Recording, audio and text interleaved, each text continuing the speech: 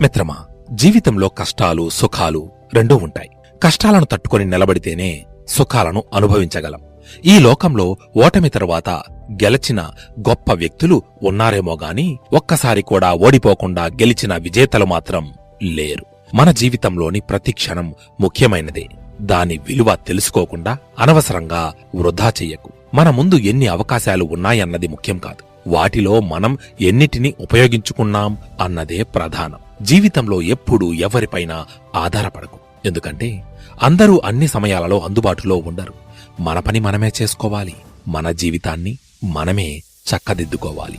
సాధారణంగా మనుషులు ఇతరుల కంటే తామే గొప్పవారమని అనుకుంటారు. కాని సత్పురుషులు తమ శత్రువులలోని సద్గుణాలను సైతం మెచ్చుకుంటారు. మనకు అతిపెద్ద శత్రువు మన మనస్సే. లేనిపోని రుచులను చూపించి మనల్ని తప్పుదోవ పట్టిస్తుంది. అటువంటి మనసుని అదుపు చేసిన మనిషికి అపజయమంటూ ఉండదు. మన సంతోషాన్ని నిర్ణయించేవి ప్రాథమికంగా మూడే మూడు. అవే ఆరోగ్యం, ఐశ్వర్యం, సంబంధ బాంధవ్యాలు. ఎట్టి పరిస్థితుల్లోనూ వాటిని నిర్లక్ష్యం చెయ్యకూడదు. ఎవరైతే నిరంతరం తమని తాము ప్రశ్నించుకుంటారో, తమతో తాము సమయం గడపడానికి ఇష్టపడతారో వాళ్ళు ఇతరుల కంటే ఖచ్చితంగా ముందుంటారు.